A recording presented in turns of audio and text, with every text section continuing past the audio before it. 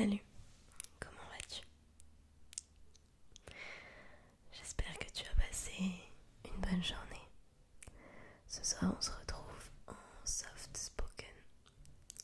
Alors je vais quand même pas mal chuchoter parce que j'ai toujours un petit peu peur de dépasser la limite. Surtout que j'ai la voix assez cassée et assez grave quand même.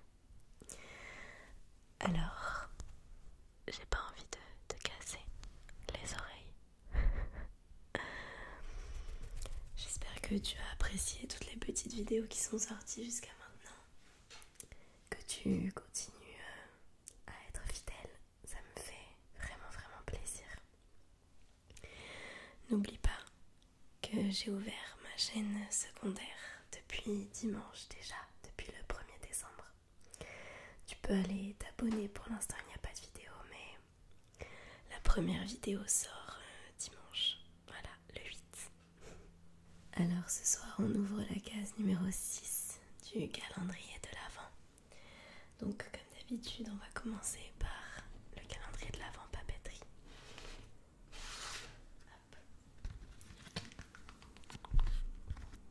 La petite case numéro 6.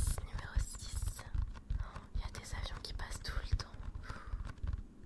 La petite case numéro 6.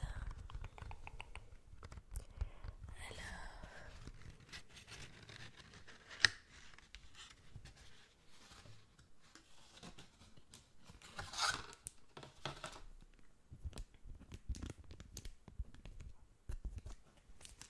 ça pour le coup c'est mignon.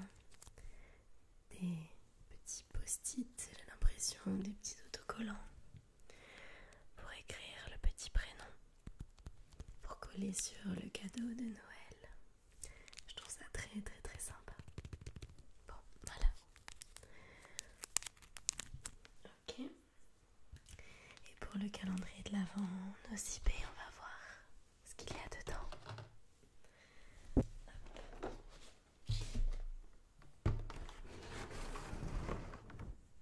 Alors, la case numéro 6, elle est là. Je ne sais pas ce que c'est.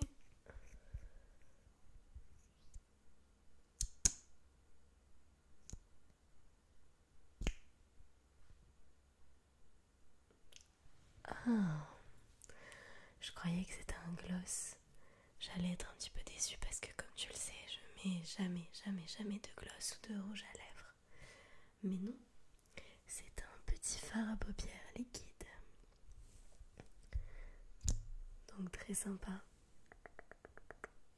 Ça fait pas le focus. Super.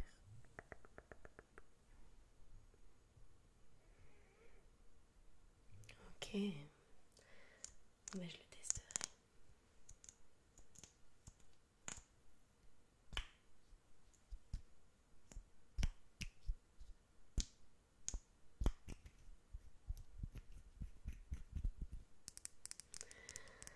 J'ai absolument jamais essayé de fard à paupières liquide. Je sais pas du tout ce que ça donne.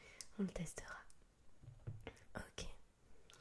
Et alors maintenant qu'on a ouvert nos petites cases du calendrier de l'Avent, je vais pouvoir te faire la petite lecture chuchotée du soir.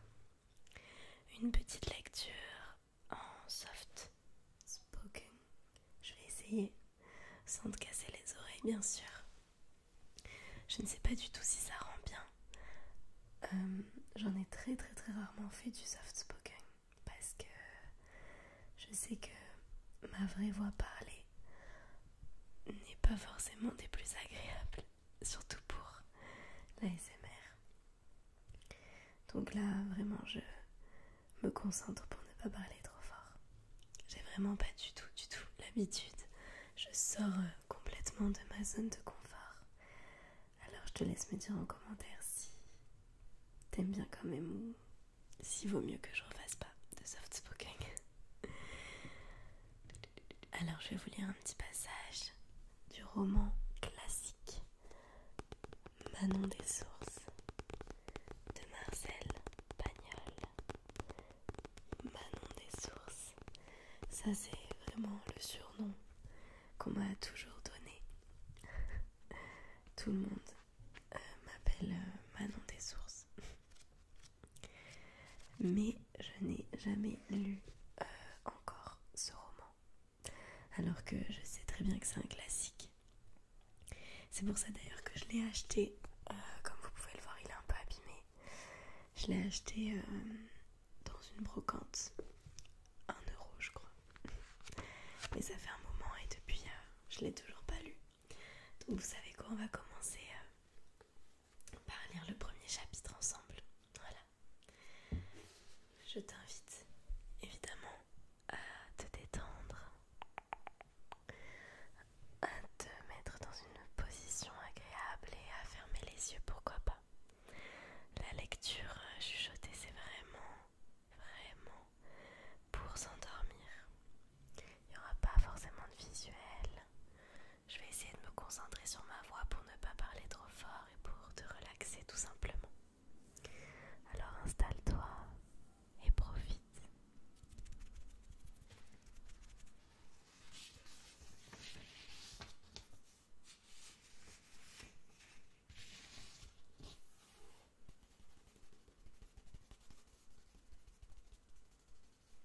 Alors déjà, si tu ne connais pas du tout l'histoire de Manon des Sources, je vais te lire le derrière de couverture. Récit simple et puissant d'une lutte pour la vie, histoire d'un crime et de son châtiment.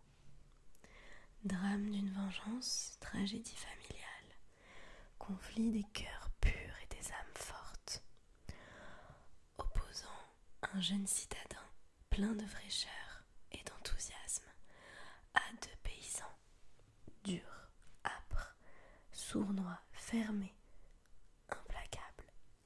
Peinture exacte et magnifique des hommes de la terre, chant du monde, poème de l'eau, du vent, des saisons, des collines. Jean de Florette et Manon des Sources sont tout cela, mais ils sont beaucoup plus que cela. Un des sommets de l'œuvre de Marcel Pagnol, le livre de la faute, de l'innocence et du pardon. Voilà, très énigmatique quand même, je trouve. Alors c'est parti. Dès qu'il reçut la grande nouvelle, Attilio n'hésita pas une seule seconde. Il vint d'Antibes pour diriger en personne les premiers travaux. Il arriva sur une étincelante bicyclette à pétrole qui tirait des coups de fusil, entraînant une longue écharpe de fumée bleue. Il était grand, large d'épaules et beau comme un prince romain. Il parlait un patois que l'on ne comprenait pas très bien et un français convenable, mais qui employait souvent 2 adjectifs l'un sur l'autre. Il se signa devant la source, qu'il regarda longtemps couler, puis il dit « Elle est belle, claire ». Il en but ensuite un gobelet, avec l'attention d'un dégustateur, et déclara « Elle est bonne, fraîche ». Puis, avec sa montre et un seau, il fit plusieurs expériences, et dit enfin « Tu as au moins 40 mètres par jour. Des cubes. Nous autres à Antibes, ça nous coûterait 3000 francs par an pour une plantation de 2 ouvriers. Tu en as 3 fois de trop. » Hugolin et le papé se regardaient en riant de plaisir. Puis ils se promenèrent dans un champ. Hugolin donna un coup de pioche. Attilio écrasa une petite motte dans sa main, la regarda, la flaira. « Elle est belle, Grâce, dit-il.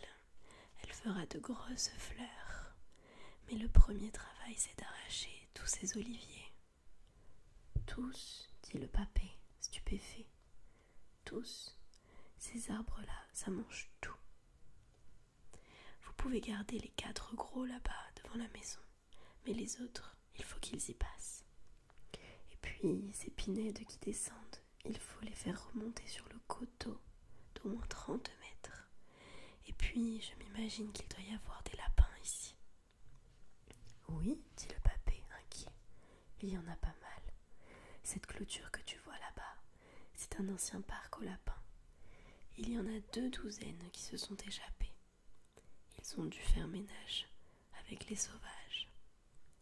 Oh misère, dit Attilio, il faut prolonger ce grillage tout le tour du champ, le pied enterré à 50. Autrement, c'est pas la peine de parler d'œillet. Un lapin pour un fleuriste, c'est comme un loup pour un berger.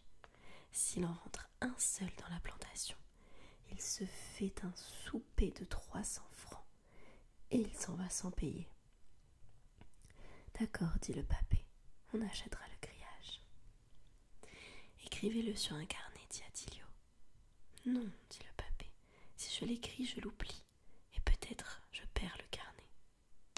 Attilio sourit et lui dit, Monsieur Tornubua, mon père dit la même chose. Après, il faudra défoncer à 60. 80, ça serait mieux même. Mais bon, ici 60, ça suffira. On défoncera à 80, dit le papé. Pas vrai, Galinette? Je m'en charge, dit Hugolin. On se fera prêter un autre mulet, 3 labours de suite, dans le même sillon, puis la pelle et la pioche. 12 heures par jour, ça me fait pas peur. Tu auras mon mulet, celui d'Aglade, et le bardeau d'Eliassin, dit le papé. Je m'en occupe. Il faudra atteler le bardeau en tête, dit Hugolin. Il est plus petit que les autres. Si nous le mettons au milieu, quand le premier tirera, ça va le soulever de terre. Il va gambiller en l'air et il se fera du mauvais sang.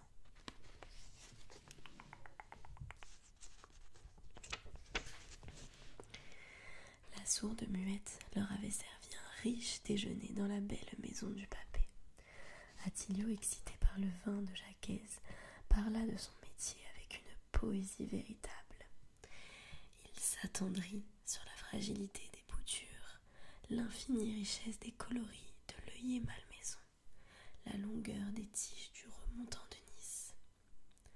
Puis il fulmina contre l'araignée rouge, parla durement du pou du Mexique et critiqua le directeur de la criée d'Antibes qui favorisait honteusement les Italiens, car Attilio était né en France et son père, monsieur Tornabua, était naturalisé depuis longtemps. Puis il tira de sa poche une grande liste des fournitures nécessaires. D'abord, 4000 baguettes de 60 cm. Il en faut 3 ou 4 par plante. Ça, c'est pas la peine de les acheter. Vous pouvez les faire vous-même. Ce sera mon travail, dit le papé. Après, il faudra faire les piquets et les traverses pour soutenir les paillassons. Ça aussi, vous pouvez le faire. Puis, il faudra commander les paillassons pour couvrir les fleurs la nuit. C'est fait avec des joncs de Camargue. Il t'en faut pour au moins 1000 francs. Ensuite, 50 bobines de fil de coton, l'engrais chimique, les insecticides et 2 sulfateuses. J'ai calculé qu'en tout, ça va chercher dans les 7 à 8 000 francs. Hugolin regarda le papé, craignant que l'énoncé d'une pareille somme ne le fît souffrir, mais le vieillard dit simplement « Les sulfateuses, nous les avons. » Alors papé, tu es d'accord pour qu'il commande tout ça pour nous? Ce sera bien gentil de sa part parce que nous ne savons pas où ça se vend. En enfourchant la pétaradante motocyclette, le bel Attilio déclara: Faites ce que je vous ai dit. Dans 3 mois, je reviendrai pour tracer les vassaux et j'apporterai les boutures, toutes prêtes à repiquer. C'est monsieur Tornabua, mon père, qui te les offre, parce que tu nous as beaucoup aidés. Il fut assez facile de faire reculer les Pinèdes. Une équipe de bousquetiers s'en chargea, moyennant la moitié du bois abattu. Naturellement, il fallut les surveiller, car pour augmenter leur part de bois, ils auraient rasé les 2 coteaux jusqu'à la crête. Oui, c'est comme ça les bousquetiers.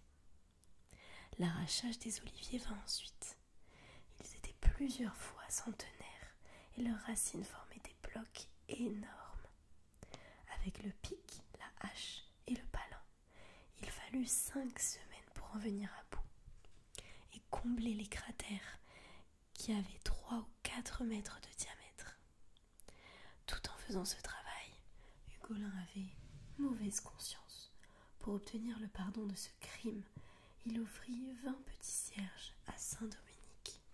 Il promit de soigner dévotement les 4 arbres qui l'avaient épargné. Il fallut ensuite combler le puits du pauvre monsieur Jean. Hugolin, qui travailla 2 longues journées à rejeter les déblais dans le trou, eut une pensée émue pour celui qui s'était donné tant de mal à les extraire. Mais il était trop passionné par son entreprise pour s'attendrir durablement. Après les labours profonds, le défonçage à la pioche lui prit 6 semaines, de l'aube jusqu'à la nuit. Il quittait le champ sans pouvoir relever son buste, jusqu'à ce que le papier l'eût frictionné avec de l'eau-de-vie parfumée par quelques épis de lavande. Ils commencèrent ensuite la clôture, mais les grillages du parc aux lapins n'en fournirent pas la moitié. Il fallut en acheter à Aubagne pour 900 francs. Les piquets de fer et le ciment coûtèrent 780 francs, qu'il paya sans hésiter. En mai, Attilio revint enfin. Il loua le travail fait et dirigea l'installation des premiers vaseaux, qui sont d'étroites plantes bandes entourées d'un petit remblai, comme de minuscules rizières. Attilio tirait les cordeaux, Hugolin modelait le sol, le papé, qui s'était fabriqué des genouillères avec une vieille paire de souliers et des chiffons, se traînait derrière lui et fignolait le travail avec un piochon et une petite truelle, tout en fredonnant une romance méconnaissable. Il disait de temps à autre « Je me régale ».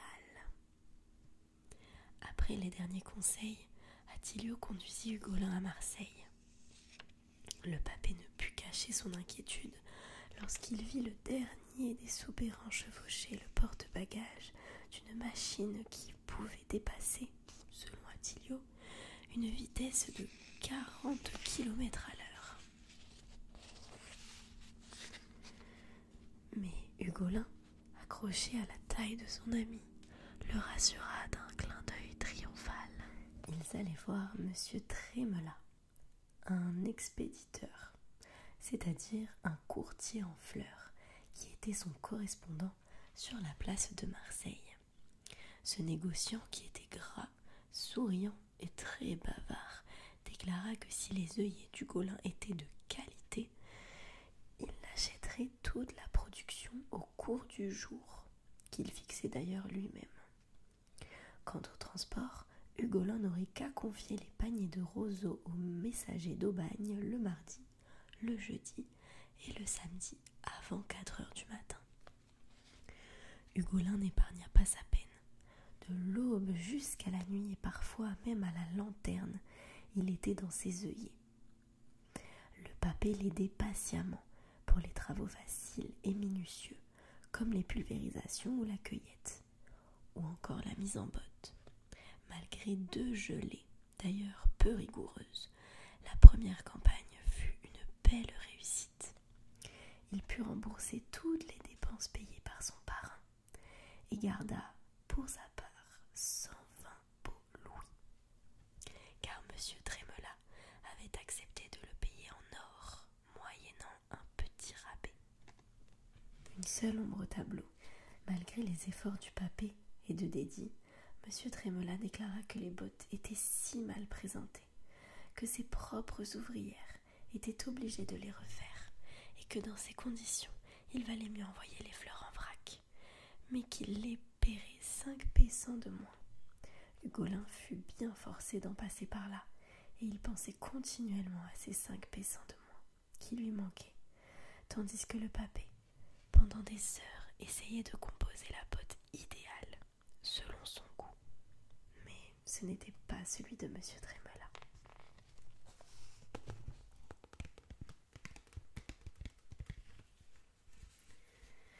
Et